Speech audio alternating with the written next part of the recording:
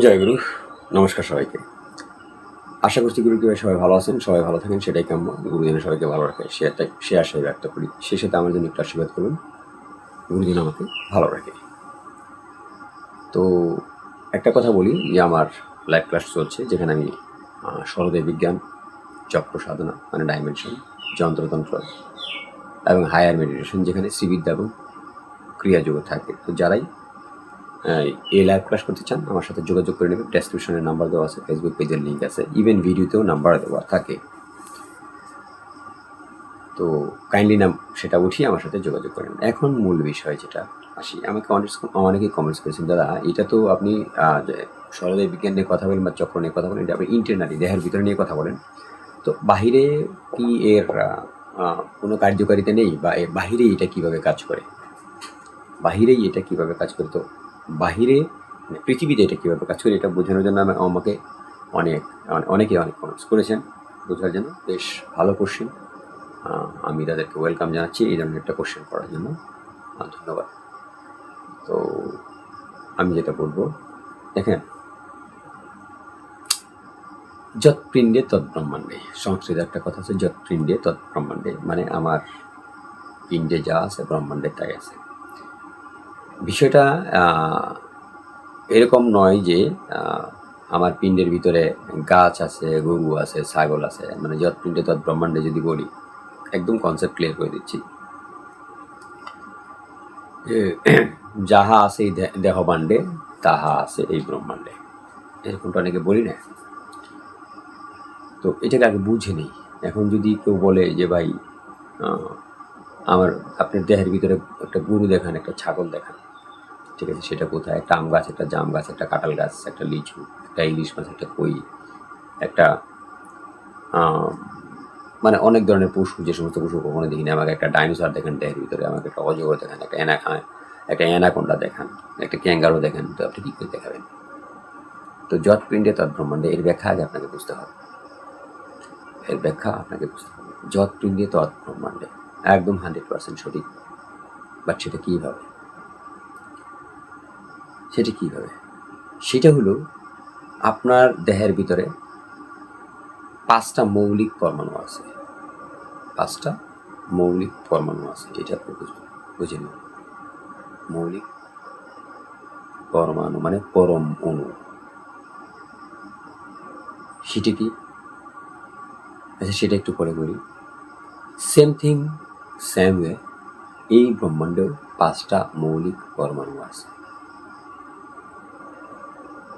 5টা মৌলিক পরমাণু আছে। এই 5টা মৌলিক পরমাণু ইউটিলিটি করে, যাকে আমরা গড বলি, ঈশ্বর বলি, বা অন্য কোনো নামে আমরা অন্য জাতিরা ডাকি, এই 5টা পরমাণু, মৌলিক পরমাণুকে ইউটিলিটি করে এই ব্রহ্মাণ্ড সে পরিচালনা করে। মৌলিক পরমাণু। তো এই 5টা মৌলিক পরমাণুকেও আরও ছোট করে ভাগ করা হয়েছে, আরও উপরে, সেটা আমি বাদ দিলাম, কারণ আমি যৎ পিণ্ডে তৎ ব্রহ্মাণ্ডে বোঝানোর জন্য আসছি। তো এই 5টা মৌলিক পরমাণু কি? ঠিক আছে, এই 5টা মৌলিক পরমাণু আমার দেহের ভিতরে আছে, বাহিরেও আছে। তাহলে কি হলো? এই 5টা জিনিস আমার কাছে আছে, 5টা জিনিস বাহিরে আছে। তাহলে বাহিরে যা আছে আমার দেহের ভিতরে তা আছে। কিন্তু এই ইউটিলিটি আমার দেহের ভিতরে একরকমভাবে হচ্ছে, বাহিরে আবার আরেক রকমভাবে হচ্ছে। মানে একে যে ইউটিলিটি করতেছে, মানে এর যে ব্যবস্থাপনা, এই ব্যবস্থাপনাটা ডিফারেন্ট। এই ব্যবস্থাপনাটা খুবই ডিফারেন্ট। তো এই 5টা মৌলিক পরমাণু কি? এই 5টা মৌলিক পরমাণু হলো আমার যে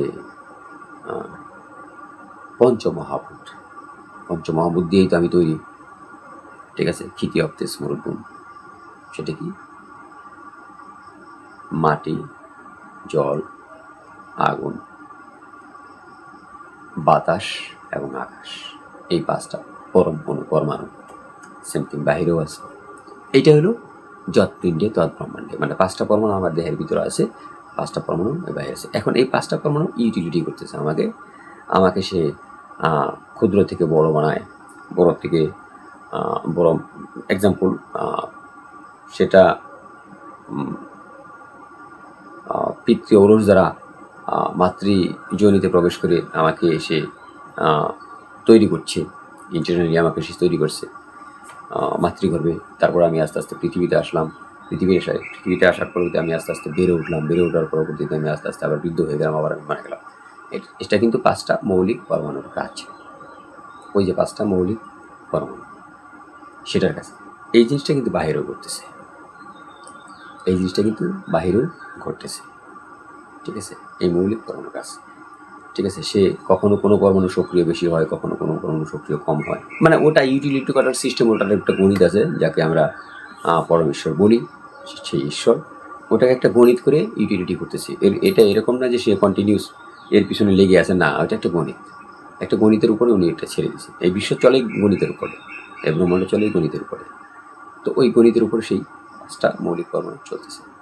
ওটা কখনো আমাকে ধ্বংস করতেছে, কখনো আমাকে বৃদ্ধি করতেছে, কখনো আমাকে একটা স্থিতিশীল জায়গায় রাখতেছে। এই 5টা মৌলিক পরমাণুই সেখানে সব কিছু করতেছে।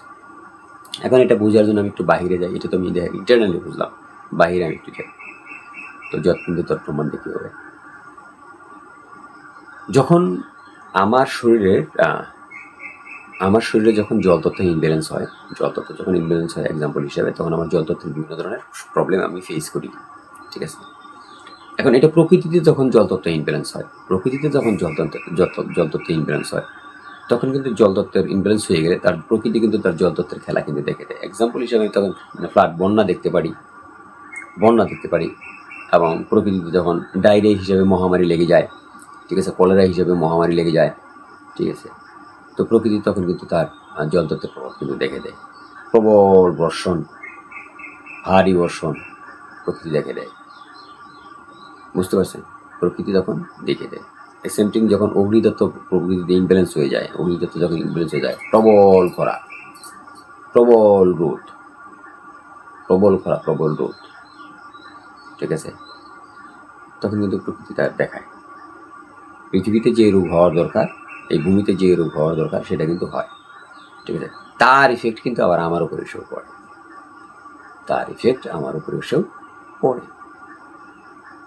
আমার উপরেও পড়ে। তো সেম থিং, আমার দেহে যখন জলতত্ত্ব ইমব্যালেন্স হয়ে যাবে, আমি আমার দেহের জলতত্ত্ব ইমব্যালেন্স হওয়ার কারণে যে সমস্ত অসুখ বিসুখ হওয়ার কথা, বা যে সমস্ত জলতত্ত্ব ইমব্যালেন্স হলে যে শুধু অসুখ বিসুখ হয় তাই না, জলতত্ত্ব ইমব্যালেন্স হলে আপনার আর্থিক লেনদেন, আর্থিকের যে জোয়ার ভাটা, সেটাও কিন্তু বলিনি কোনো ভিডিওতে, সেটাও কিন্তু আপনার মানে তার যে আর্থিক লেনদেনের যে আপনার প্রক্রিয়া, সেটাও কিন্তু আপনার কমে যায়, তো আমার ভিতরে জলতত্ত্ব ইমব্যালেন্স হলে এইভাবে এটা কাজ করতেছে, জলতত্ত্বের অসুখ বিসুখ হতেছে। প্রকৃতিতেও এই সেম থিং, একটু অন্য ওয়েতে অন্যভাবে কাজ করে। বাট বিষয়টা এই, এবং এই পঞ্চতত্ত্ব শুধু আমার ভিতরে নয়, প্রত্যেকটা প্রাণীর ভিতরে আছে, গাছের ভিতরে আছে, পশু পাখির ভিতরে আছে, সব কিছুর ভিতরে আছে, সব জায়গায় আছে। আপনি সূর্যে চলে যান, তারপর পঞ্চতত্ত্ব। এখন আপনি বলবেন ওখানে জল পাই না, আমি সূর্যে জল পাবো কোথায়? এটা পঞ্চতত্ত্ব কোথায় আছে? পঞ্চতত্ত্ব এখানে থাকবে নাকি? এই পঞ্চমহাভূত আছে না?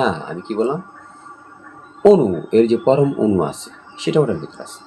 এখন এটা খুঁজে পেতে বিজ্ঞানীদের অনেক সময় লাগবে। কোনো না কোনো দিন বলবে যে হ্যাঁ, এই 5টা এরকম অণু আছে, এই 5টা অণু এই ক্রিয়াগুলো করতেছে, এই আমাদেরকে বড় করছে, ছোট করছে, আমাদেরকে সংহার করছে, মানে আমরা অসুখ বিসুখ করছি, আমরা মারা যাচ্ছি, আবার আমরা আস্তে আস্তে আমাদের শরীর ঠিক হচ্ছে কোনো অসুখ বিসুখ হলে। এই 5টা পরমাণুর কাজ, ঠিক আছে, সেটা ক্ষুদ্র পরম অণু। ঠিক আছে, তার প্রকৃতি তাকে এইভাবে একটা গণিত করেছে, সেটা আমাদেরকে মানে এই সৃষ্টি করতেছে, আবার এই ধ্বংস করতেছে, এটা হলো বিষয়। এইভাবে এটা কাজ করে। তো যৎ পিণ্ডে তৎ ব্রহ্মাণ্ডে বোঝার জন্য আপনাকে এটা এইভাবে বুঝতে হবে, অন্যভাবে বুঝলে সেটা সমস্যা হয়ে যাবে। ঠিক আছে, তো আজকে এই পর্যন্ত। জয় গুরু, নমস্কার সবাইকে।